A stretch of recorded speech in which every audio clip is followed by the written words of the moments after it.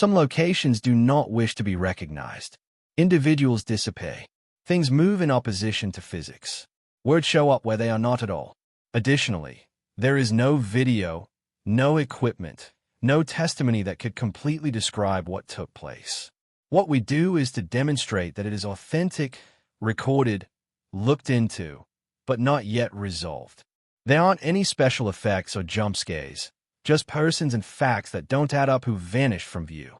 The majority of what was discovered wasn't the unsettling aspect. It's what didn't happen. No final report. No logical conclusion. Only blanks, gaps, too long of a stillness to overlook. These stories' purpose was not to amuse. They never ended, which is why they are here. Put your headphones on, then switch off the lights, and conceal yourself well beneath the cover. Because the mystery has begun. Let's proceed. Everett Roos's disappearance. Lost in the Utah canyons, forever. In November 1934, Everett Roosies disappeared in the desert of Utah. No one, no witness, no precise justification. Roosies was 20, a writer, painter, an adventurer who entered the canyons by themselves and never returned. His last sighting was close to Davis. Part of the Escalante region is Gulch. It is a distant, rough, and interminable layers of slot canyons and sandstone. Locals call it a labyrinth. Some refer to it as a trap. He had been traveling for quite some time, traveling through Arizona and New York for 2 years, Utah and Mexico with nothing but a diary, a sleeping roll, and burros. He sent his family letters on a regular basis. November 11th was the date of his last note. Then there was stillness. Teams doing searches discovered his camp next to a sandstone cliff's base. Burros were still and bound, living. His equipment was abandoned. However, Everett had left. No indications of a battle. No blood. Absence of footprints taking the lead. Only Memo, his name, was engraved into the adjacent rock. It indicates nobody in Latin.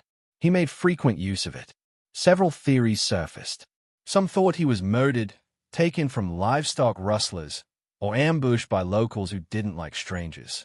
That hypothesis was supported by early investigators who didn't find any indication that he never voluntarily left the neighborhood. Others thought he had fallen. The landscape is dishonest. Rock fragments, narrow ledges, abrupt descent into deep clefts. If you make a mistake, you're gone.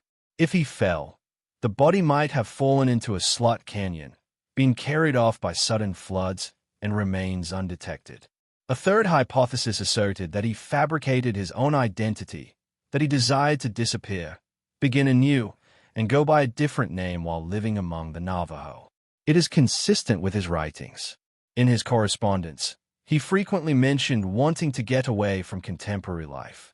He idealized solitude, yearned to vanish into the wilderness. Yet these theories have not been validated. There has never been a recovered body, and no dependable sighting was ever verified. In 2009, bones were discovered in a shallow cemetery next to Combe Ridge, close to the region where Roosies vanished. At first, DNA study indicated a match. However, more tests refuted it. The remains were of a male of Native American descent, not Roosies. The query still stands. How does someone so seasoned just disappear? Roosies was no fool. He exercised caution. He understood, he prepared, and he planned for the desert's hazards. He had maps. He had water.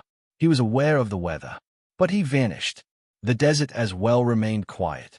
Over time, his case evolved beyond a missing persons file. It came to represent the West's harsh character, the thin line between being alone and forgetting. Individuals continue looking for him. Hikers, armchair detectives, and historians. A few think they'll discover a hint he left behind, paper scraps, footprints, and bone, but the majority don't discover any. The terrain can conceal things that it doesn't desire to be seen. Despite GPS and satellite maps and drones, Davis Gulch is still challenging to traverse. The sandstone walls bend and fold like a maze. The further you travel, the more difficult it is to be aware of your location. Some places don't echo. Others feel too still. No birds, no breeze. The heat and quiet, a quietness that seeps into you. The kind of quiet that people avoid returning from. What ruses may have become absorbed by the earth, or even a human might have put a stop to his tale. Either way, we're not sure, and perhaps we never will. His name remains inscribed on the stone. Memo. Nobody. However, the query is still there. Did Everett Ruses disappear, or did he at last become what he had always desired to be, vanished into thin air? The Beast's Victim Epitaph, 666. In the cemetery in Salt Lake City, there's a tomb that receives more tourists than most. It's not due to celebrity or catastrophe. The words are the reason. A victim of the Beast, 666. That's what the headstone of Gray, Lily, says. Nobody is certain of the reason. She died on November 14, 1958. There's no cause of death, no public criminal case, only the obituary, name, that phrase, and the date. Individuals have looked for solutions. They've searched documents, demographic information, and marriage licenses and certificates of death. This is what they discovered. Lily E. Gray was married. Elmer was the name of her husband. Gray. There are conflicting accounts that he didn't trust the government. A few say delusional, while others say paranoid. No documentation exists that explains what Lily experienced. There are no records of aggression. There is no autopsy available for the general public. There were no indications that she died under suspicious events. However, the epitaph implies otherwise. The Beast's Victim.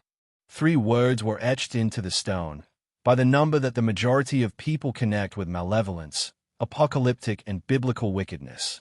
According to some, the government was the beast. Elmer believed it to be harmful, corrupt, even a demon. The concept is not new. The number 666 has traditionally been used as hatred for what people perceive to be bad, oppressive, or uncontrollable by humans. However, putting it on a headstone is distinct. Headstones are final, permanent. What you write there is what you wish to be remembered.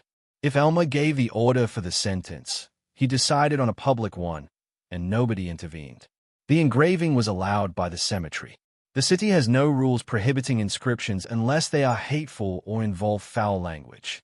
The Beast's Victim did not shatter any regulations, but it violated another. The distinction between normal and abnormal isn't always clear. Tourists pause and gaze. They capture images. They conjecture. Was she murdered? Was there mistreatment? Was she? Is her hubby alerting us? Was it an appeal for assistance or message we weren't supposed to get? It is impossible to know. After her passing, no one came forward to describe the words. No relatives, no friends, no funeral director or minister, nothing but quiet. According to some, Elmer believed the government was following him. They were being observed by agents, and Lily was targeted. Some even go so far as to say she was a component of a medical study, or either poisoned or institutionalized. However, once more, there's only a name and no proof, date, a term. According to one idea, the inscription is a type of code, which the beast was symbolic rather than literal. Perhaps Elmer's wife passed away from illness and attributed the fault to the system. Perhaps he observed her feel powerless when suffering in a hospital. Perhaps he needed something or someone to blame. Individuals act oddly when they experience grief, although it typically doesn't leave a riddle behind. It stays behind a line that chills people. Her grave is listed as haunted by tour guides and excursions. It is debated in online forums. Reddit threads don't go anywhere. Even the church graveyards archaeologists, historians, and conspiracy theorists have attempted to uncover the truth. No one has approached. Not one of Elmer's journal writings. Not surviving. No letters. No confessions. Nothing. He died alone, buried years afterward somewhere else. Nobody left a note engraved on his stone. Lily's tomb remains came to visit. Individuals leave flowers, coins, notes. They both pose the same query. Who was it the beast? In actuality, we don't understand. Perhaps we shouldn't, too. Perhaps the solution to this was never intended. I just realized and recalled. The globe is filled with little tales that seldom make the news. However, occasionally a single word can surpass 1,000. Victim. Who asserted her? What does writing that mean? Unchangeable. Furthermore, why would someone wish for it to be the world's last thing anyone remembers? No second name appears on the headstone, no verse, no family name, and no prayer, merely a warning, a sentence. The hub of the Skinwalker Ranch, inexplicable. There is a section of northeastern Utah, a land no one can describe. Not researchers, not scientists, not those who have resided in the area for generations. More than 500 acres at Skinwalker Ranch, encircled by a desert, isolated by lengthy areas of stony ridges and quiet. The tales date back hundreds of years, and they continued unabated. The name arrived later. Midway through the 1990s, a rancher, Terry Sherman, and his family reported unsettling incidents. Cattle disfigured, dazzling lights in the sky, creatures observing from the tree line. Within 2 years, they departed. Since then, the land is now owned by someone else. Researchers have researched it. Cameras have observed, but nobody has been able to provide an explanation for what's taking place. The disfigurements are exact. Clean flesh was removed. No blood. No indication of difficulty. The wounds appear surgical, as if organs were removed without causing damage to the surrounding skin. Light spheres float across the countryside, occasionally tiny, like baseballs, others larger, quieter, and advancing against the wind, disappearing beneath the earth or into the lake. People have observed creatures that ought not to exist. Huge wolves, humanoid, hairless beings with glowing red eyes, objects that return the stare, that don't move unless you move. A few witnesses characterize voices speaking in the dark, languages that nobody can understand. There are physical consequences as well. Unexpected radiation spikes, guests who become ill within hours, burns to the skin, nausea, and confusion. Some people lose time when there is no heat source. And the skinwalkers come next. The word is derived from Navajo mythology. Yinald-Lushi, witches, shapeshifters, and who put on animal hides. In line with the tales, they acquire their strength by murdering a relative. After that, they move, invisible, transform, own, and destroy. The word is not spoken aloud by locals. Long ago, the place was already regarded as cursed prior to Sherman purchasing it. The Navajo people and Ute tribes avoided it. They claimed that the land was hunted and observed. What makes this location unique is the overlap. These aren't only phantom tales. They are not only alien sightings. They are not only folklore. This is where everything takes place. Older and fresh, traditional and contemporary, government, mystery, and tribal warnings, senses. In 2016, Brandon Fugel purchased the ranch.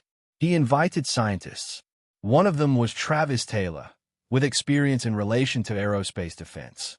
They set up apparatus, conducted experiments, and recorded everything. The outcomes are not clay. The video demonstrates shadows, lights, and livestock that were murdered beneath unfeasible circumstances, and radiation levels that increase without a reason, but no strong evidence. The television series based on the ranch is now airing its 5th season. Every one episode reveals an oddity. However, it always comes to the same result. We continue to be unsure. It's worse because of that. We have readings, pictures, and eyewitness reports. However, we lack responses. That is the true fae. Not only what exists, but the reality that we may never comprehend it. This isn't an eerie home. It isn't a spacecraft crash scene. Not a legend that has died down through tales told over campfires. It's an actual location together with coordinates, with owners, complete with gates, guards, and legal limits. And nobody is able to say why this is happening. According to some, it's all fake.